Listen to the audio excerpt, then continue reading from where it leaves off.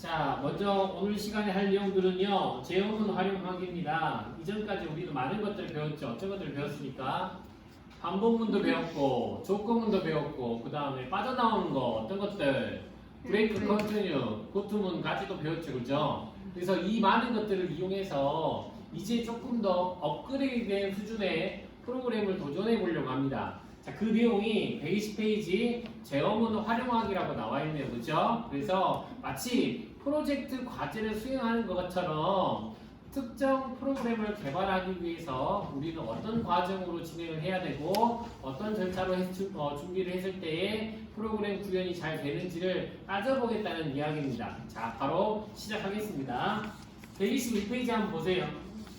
자, 우리가 원하는 목표는 이겁니다. 사용자로부터 입력받은 수의 약수와 약수의 개수를 출력하는 프로그램을 만들어 보자라고 생각을 하고 싶습니다. 그래서 실제 선생님이 실행을 한번 해봤더니 다음과 같은 내용이에요. 숫자를 입력하래요. 그래서 숫자를 24라고 한번 입력해봤습니다. 그랬더니 어떻게 나와?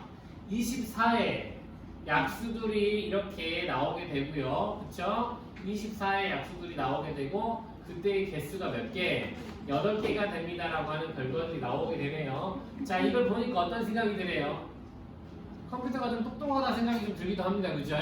그래서 어떻게 하자마자 약수들이 어떤 식으로 이렇게 나오게 될 건지, 그럼 우리는 이 프로그램을 만들기 위해서 어떻게 진행을 해야 될 것인가가 고민이 됩니다. 그죠? 일단 생각은 바로 프로그램 코딩을 시작하기가 쉽다 어렵다? 어렵다는 생각이겠죠. 그죠? 그러면 그 어려운 생각을 어떻게 해야 될 것인가? 그게 바로 120페이지 하단에 나와 있는데 어떻게? 우리는 다음과 같은 순서와 절차에 의해서 진행되면 좋겠다는 겁니다. 첫 번째 해야 될 게 바로 뭐냐면 항상 똑같아요. 우리 프로그램을 만들기 전에 반드시 뭘 한다?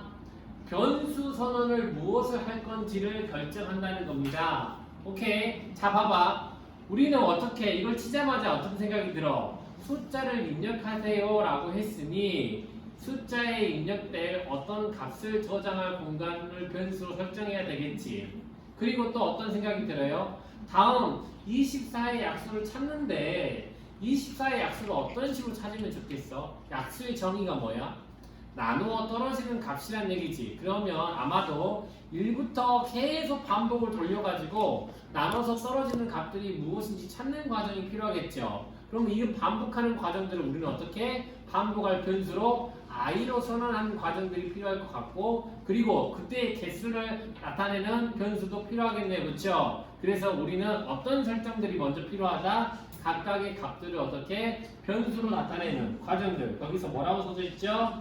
입력받은 수를 저장할 변수와 반복문에 사용할 제어 변수와 약수의 개수를 셀 변수들을 선언한다 라고 하는 과정인데요. 그 내용이 정확하게 어떻게 나와 있습니까? int i num count라고 되어 있습니다.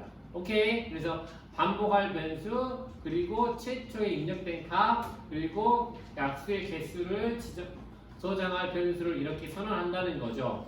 그 다음 진행이 뭐가 될 것 같아요? 아까 약수를 찾는 과정들 어떤 식의 구성을 한단 말이에요? 약수는 나누어서 떨어지는 값이잖아요. 그죠? 그래서 어떻게? 약수를 i를 반복하는데 어떻게?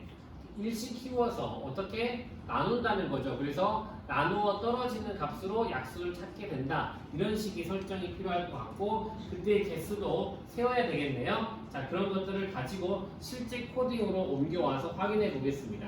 자, 보세요. printf, scanf 구조 알고 계시죠? 입력할 값을 알려주는 거고, 숫자를 입력해서 그때 숫자를 입력하겠죠? 오케이. 그리고 그 다음 줄 보세요. printf %d의 약수 num이라고 되어 있는데 무슨 얘기야? 아까 우리가 실행을 해보게 되면 어디 부분? 누구의 약수라고 표시되는 부분이지, 이 부분을 출력하겠다고 이해하시면 되겠고요. 반복문 나옵니다. 어떻게? i를 반복시킬까요? 언제까지? 언제까지 나누면 돼? 입력한 값이 1부터 1씩 키워가지고 어떻게 입력한 값까지 나누면 되겠지. 그러면 어떻게? 아까 24를 입력했으니까 1부터 차근차근 어디까지? 24까지 다 나누겠다라는 이야기로 하면 되겠네요. 나누어 떨어지면 누구를 출력하고 그때 i 값을 무엇으로 약수로 출력하고 카운트는 이야기 무슨 얘기야? 개수를 뜻하는 거겠지, 그치? 이 약수가 생기면 하나씩 플러스 되는 형태로 반복을 계속 진행하게 되고 그리고 맨 마지막에는 반복문을 빠져나와서 뭐가 나올 수 있게끔 전체 약수의 개수가 몇 개? 8개가 나올 수 있게끔 다음과 같이 출력하겠다 이런 식의 이야기를 하겠다. 그래서 전체적인 내용을 봤을 때는 어려울 수 있으나 어떻게 순차적으로 차근차근 무엇을 어떻게 진행할지를 생각을 해야 된다는 얘기입니다. 오케이. 그래서 이번 프로그램에서는 어떻게 생각했어요? 뭘 변수로 잡아야 될 것인가를 생각을 했고 그리고 이 프로그램에서 약수를 뽑아내기 위한 과정으로 무엇을 해야 되는지를 다음과 같이 생각했다는 거죠. 이해되셨나요? 오케이.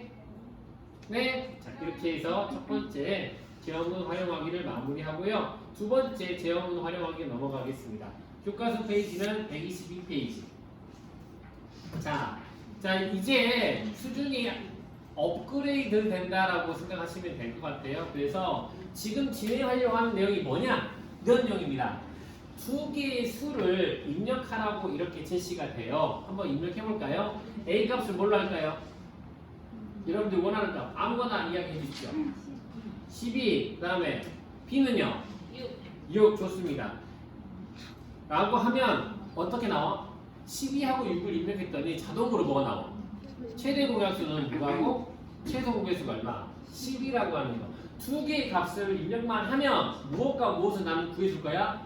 최대 공약수하고 최소 공배수를 구해줄 거야. 이걸 보니까 또 똑똑하다는 생각이 들어, 그치? 이렇게 해놓으면 만들어 놓기만 하면 입력만 하면 실행 결과가 바로바로 나오니까 되게 똑똑하다라는 생각이 들어요. 자, 그래서 그러면 이런 프로그램을 구현하고 싶은데 뭐 어떻게 하면 되겠다는 생각이 들어요? 잘 안 들죠? 그럼 어떻게 하라고? 차근차근 진행하라고요. 맨 먼저 뭘 해야 된다? 변수 선언을 해야 된다. 변수 선언. 여기 필요한 변수가 뭐일 것 같아요?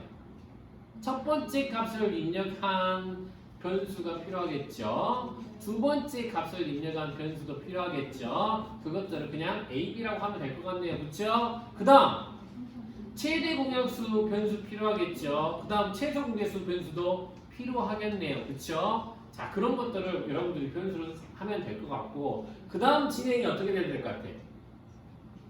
최대 공약수를 어떻게 구할 건지 최소 공개수를 어떻게 구할 건지를 생각해 봐야 되겠지. 여러분들 최대 공약수 어떻게 구해요? 여러분들 최대 공약수 어떻게 구해요? 나누기 반대로 하는 거 했어요. 나누기 반대하는 거 써요? 이렇게 해가지고 나타나는 거 써놓은 거예요. 아, 나눠서 구한다고요? 예. 그 얘기는 아마도 그런 거죠. 소인수 분해를 한다는 얘기인 것 같고 그리고 아마 최대 공약수의 정의는 이거 아닌가요? 공약수를 먼저 구하고요.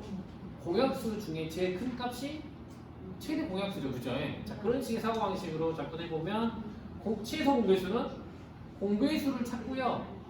공배수의 가장 적은 값이 뭐야? 최소 공배수잖아요. 그죠? 그런 식의 접근으로 각각의 최대 공약수와 최소 공배수를 찾는데 우리가 진행하는 방식과 조금 달라요.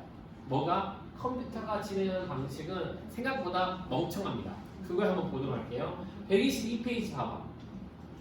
자, 그럼 우리는 어떻게 최대 공약수가 아니라 먼저 어떤 과정들이 필요해? 공약수를 찾는 과정들이 필요한데 거기 왼쪽에 설명되고 있는 내용은 이런 식으로 찾는데요. 보세요. 사용자가 6과 9를 입력하면 어떻게 6과 9를 중에 큰 수가 무엇인지를 먼저 찾아서 그 큰 값으로 두 개의 수를 나눈대요. 두 개의 수를 각각 나눠서 나누어 떨어지는 값을 뭐라고 하고? 공약수라고 하고 그 중에 가장 큰 수로 동시에 나누어 떨어지는 값을 뭐라고 한다? 최대 공약수라고 한대요. 자, 컴퓨터가 최대 공약수를 찾는 방식이 어떤 방식이라고요? 먼저 1부터 차근차근 일씩 키워서 동시에 나누어 떨어지는 값을 찾을 건데 그때에 언제까지 나눌 거냐를 결정하는데 그 값을 어떻게 결정해? 입력한 값 중에 무엇으로? 큰 값으로 결정한다 라고 하는 사실입니다. 아시겠어요? 자, 그러면 이 내용을 직접 프로그램 코딩에서 확인해 보도록 하죠. 보세요. int a, b, i, gcd 템프라고. a, b는 뭔지 알겠고요. i는 반복해서 공약수 찾는 값이겠죠. gcd는 최대 공약수가 될 것 같고 템프 왠지 최소 공배수가 나와야 될 것 같은데 템포를 최소 공배수라고 하진 않을 것 같아요. 그죠? 자, 그래서 확인해 봤더니 11번째 줄에 어떻게 소개가 되고 있어? 최대 공약수는 GCD가 맞아요. 최소 공배수는 어떻게 되어 있습니까? 우리가 수학 시간에 배웠던 성질입니다. 최소 공배수를 어떻게 구할 수도 있다. 두 수를 곱하고 뭘로 나눠?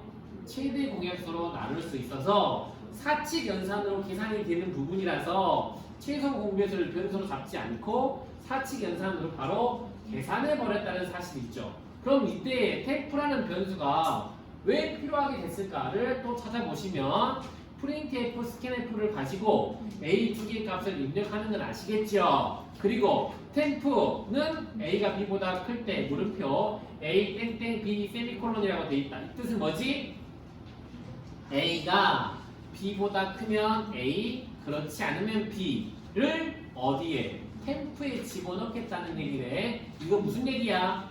두 수를 입력했을 때에 어떤 값을 골라내는 과정이야?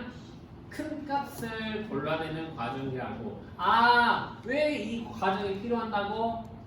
더 큰 값으로 나눠야 되기 때문에 이 과정이 필요한 거라고 생각하면 되겠죠. 그래서 이제 반복을 합니다. 언제까지? 나누어 떨어지는 값, 나눌 값들을 결정하는데 그때 i를 어디부터? 1부터 어디까지? 더 큰 값까지 1씩 키워가면서 두 수를 나누어 떨어지는지 엔드 표시 알고 계시죠?